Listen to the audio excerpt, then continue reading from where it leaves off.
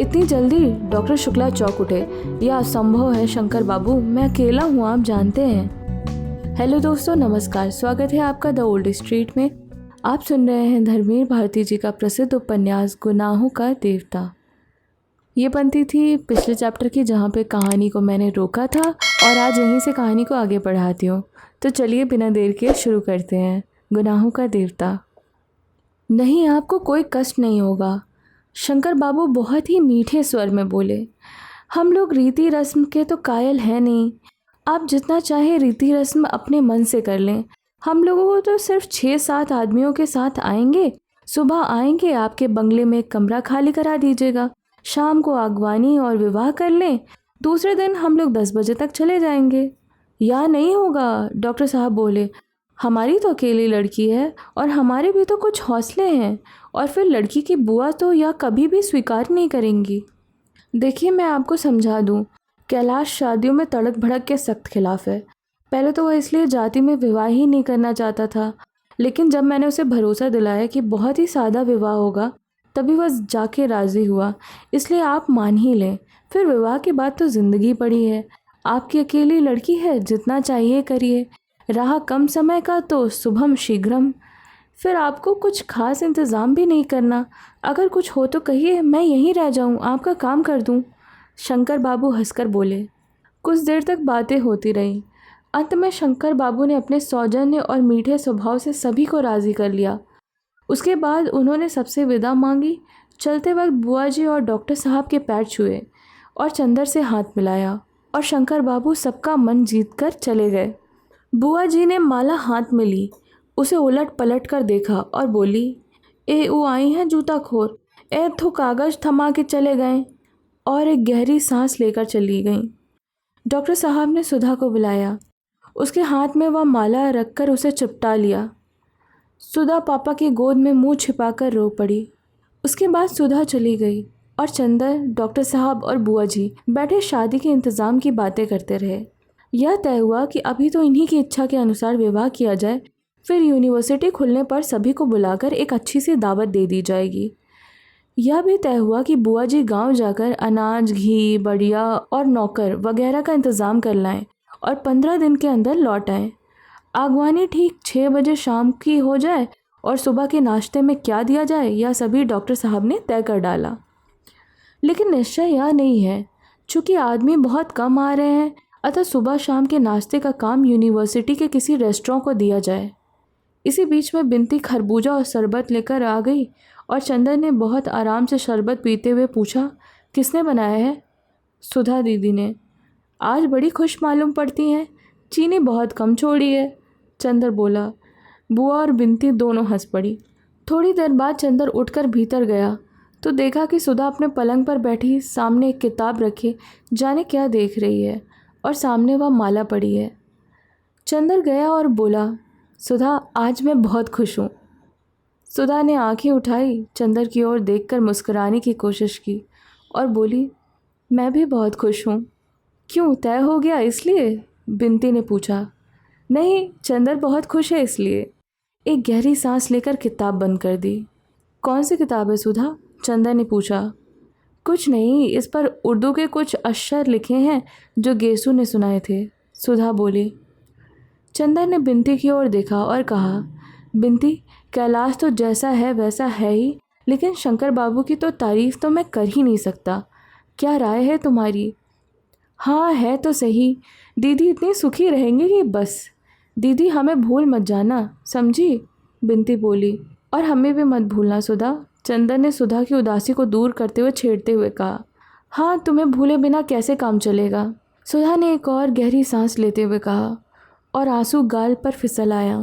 अरे पगली, तुम सब कुछ अपने चंदर के लिए कर रही हो, उसकी आज्ञा मान कर रही हो, फिर यह आंसू कैसे? छी, और यह माला सामने क्यों रखी हो? चंदर ने बहलाया। माला तो दीदी इसलिए सामने रखी हैं कि बतलाऊं? बिनती बोली। असल में रामायण की कहानी तो सुनी है चंदर तुमने।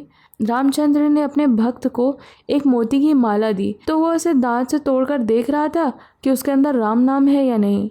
सो यह माला सामने रखकर देख रही हैं, इसमें चंदर की झलक है या नहीं? चुप गिलहरी कहीं की, सुधा हंस पड़ी। बहुत बोलना आ गया है, सुधा ने हंसते हुए बनावटी गुस्से से कहा। फिर सुधा तकिए से टिक कर बैठ गई। आज गेसू नहीं है, मुझे गेसू की बहुत याद आ रही है। क्यों? इसलिए कि आज उससे कई शेर याद आ रहे हैं।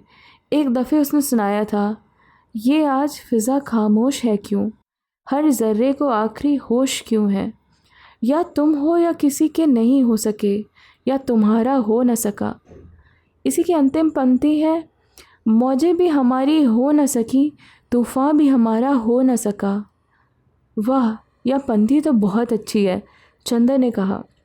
आज गेसु होती तो बहुत सी बातें करते, सुधा बोली।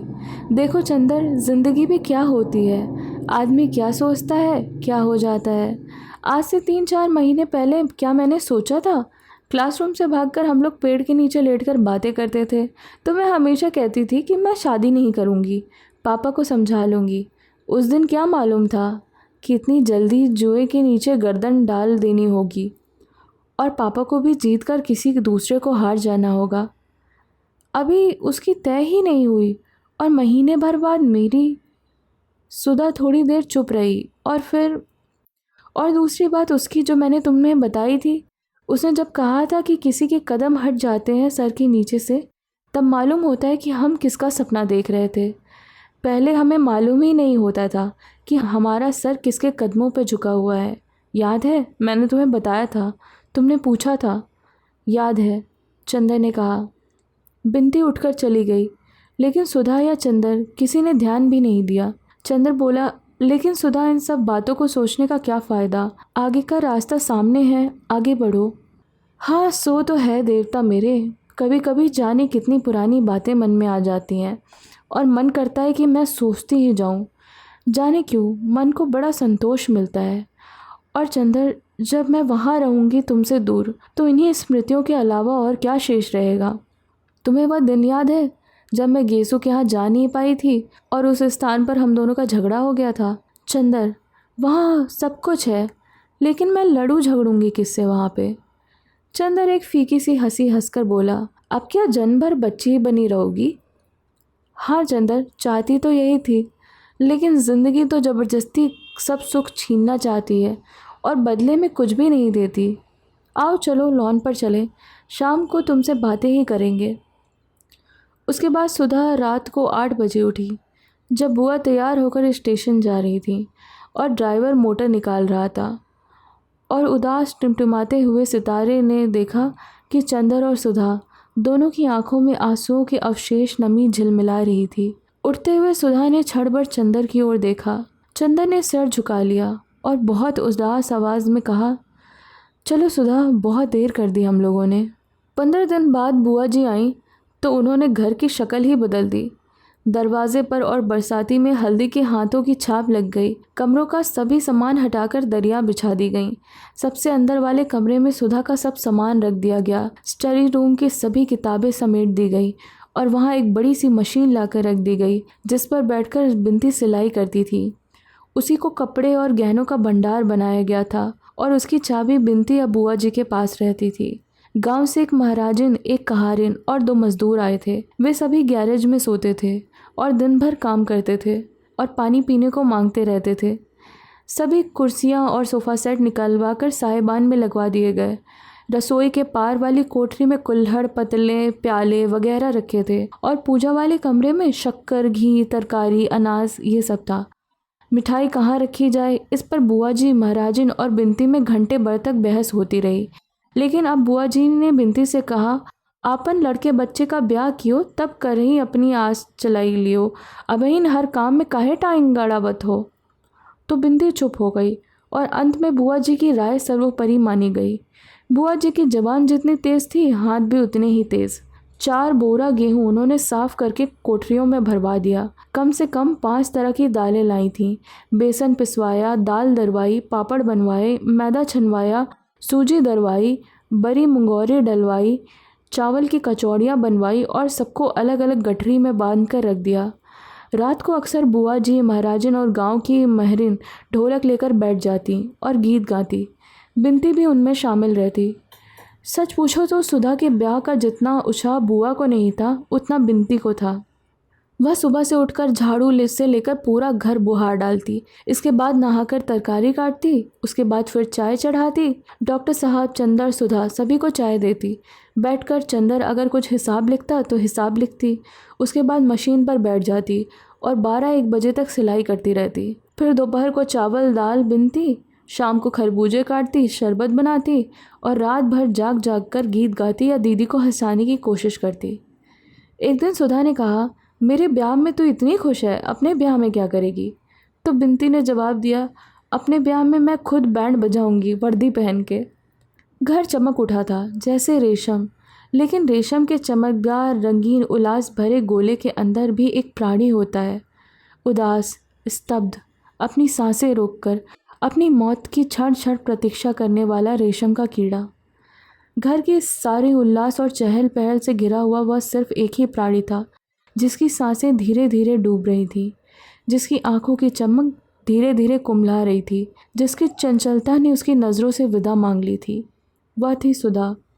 सुधा बदल गई थी। गोरा चंपाई चेहरा पीला पड़ गया था और लगता था जैसे वह कब से बीमार है। खाना उसे जहर लगने लगा। अपने कमरे को छोड़कर कहीं जाती ही नहीं थी। एक शीतल पाटी बिछाए उसी पर दिन रात पड़ी रहती थी। बिनती जब हंसती हुई खाना लाती और सुधा के इनकार पर बिनती के आंसू छलछला आते, तब सुधा पानी के घूंट के सहारे कुछ खा लेती थी और उदास फिर अपनी शीतल पट्टी पर सो जाती। स्वर्ग के कई इंद्रधनुष को भर दे और सच्ची को जहर पिला दे, कुछ ऐसा ही लग रहा था। डॉक्टर शुक्ला का साहस ही नहीं होता था सुधा से बोलने का। वह रोज़ बिनती से पूछ लेते थे, सुधा खाना खाती है या नहीं? बिनती कहती हाँ, तो एक गहरी सांस लेकर अपने कमरे में चले जाते। चंदर परेशान था। उसने इतना काम शायद ही कभी किया होगा अपनी ज़िंदगी में। सुनार के यहाँ, कपड़े वाले के यहाँ, फिर राशनिंग अफसर के यहाँ, पुलिस बैंड ठीक करवाने पुलिस लाइन, अर्जी देने मजिस्ट्रेट के यहाँ, रुपया निकलवाने बैंक, शामियाने का इंतज़ाम, पलंग कुर्सी वगैरह का इंतज़ाम, खाने परोसने के बर्तनों का इंतज़ाम और जाने क्या क्या। और जब बुरी तरह थक कर आता जेठ की तपती हुई दोपहरी में, तब बिनती आकर बताती सुधा ने आज फिर कुछ नहीं खाया, तो उसका मन होता कि वह सर पटक दे। वह सुधा के पास जाता। सुधा आंसू पोंछकर बैठती, एक टूटी फूटी मुस्कान के साथ चंदर का स्वागत करती। चंदर उससे पूछता, खाती क्यों नहीं? खाती तो हूँ चंदर, इससे ज़्यादा गर्मियों में मैं कभी खाती थी क्या? सुधा कहती, और इतने दृढ़ स्वर से कि चंदर कुछ प्रतिवाद ही नहीं कर पाता। अब बाहरी काम लगभग समाप्त हो गए थे। वैसे तो सभी जगह हल्दी छिड़क कर पत्र रवाना किए जा चुके थे, लेकिन निमंत्रण पत्र भी बहुत सुंदर छप कर आए थे। हालांकि कुछ देर हो गई थी। ब्याह को अब कुछ 7 दिन बचे थे। चंदर सुबह 10 बजे एक डिब्बे में निमंत्रण पत्र और लिफाफा भरे हुए आया और स्टडी रूम में बैठ गया। बिनती बैठी हुई कुछ सिल रही थी। सुधा ने कहा, उसे बुला लाओ। सुधा कहाँ है? उसे बुला लाओ। सुधा आई। सूजी आंखें, सूखे होठ, रूखे बाल, मैली धोती, निष्प्राण चेहरा और बीमार चाल। हाथ में पंखा लिए आई थी। आई और चंदर के पास बैठ गई। कहो, क्या कराए चंदर? अब कितना इंतज़ाम बाकी है? अब सब हो गया है सुधा रानी। आज तो पैर जवाब दे रहे हैं साइकिल चलाते चलाते, पैरों में जैसे गांठें पड़ गई हों। चंदर ने कार्ड फैलाते हुए कहा, शादी तुम्हारी होगी और जान मेरी निकली जा रही है मेहनत से। हाँ चंदर, इतना उत्साह तो और किसी को नहीं है मेरी शादी का, सुधा ने कहा और बहुत दुलार से बोली, लाओ पैर दबा दूँ तुम्हारे। अरे पागल हो गई? चंदर ने अपने पैर उठाकर ऊपर रख लिए। हाँ चंदर, गहरी सांस लेते हुए सुधा बोली, अब मेरा अधिकार भी क्या है तुम्हारे पैर छूने का? क्षमा करना, मैं भूल गई थी, मैं पुरानी सुधा नहीं हूँ। और टप से 2 आंसू गिर पड़े। सुधा ने पंखे की ओर से आंसुओं को पोंछ लिया। तुम तो बुरा मान गई सुधा, चंदर ने पैर को नीचे रखते हुए कहा। नहीं चंदर, अब बुरा भला मानने के दिन बीत गए। अब गैरों की बात भी बुरी भली नहीं मान पाऊंगी, फिर घर के लोगों की बातों का बुरा भला क्या? छोड़ो ये सब बातें। ये क्या निमंत्रण पत्र छपा है, देखें। चंदर ने एक निमंत्रण पत्र उठाया, उसे लिफाफे में भरकर उस पर सुधा का नाम लिखकर कहा, लो हमारी तरफ से सुधा का ब्याह है, आइएगा ज़रूर। सुधा ने निमंत्रण पत्र ले लिया। अच्छा, एक फीकी हंसी हंसकर बोली, अच्छा, अगर हमारे पति देव ने आज्ञा दी तो आऊँगी आपके यहाँ। उनका भी नाम लिख दीजिए वरना बुरा मान जाएंगे। और सुधा उठ खड़ी हो गई। कहाँ चली? चंदर ने पूछा। यहाँ बहुत रोशनी है, मुझे अपना अंधेरा कमरा ही अच्छा लगता है। सुधा बोली। चलो बिंदी, वहीं कार्ड ले चलो। चंदर ने कहा। आओ सुधा, आज कार्ड लिखते जाएं, तुमसे बात करते जाएंगे।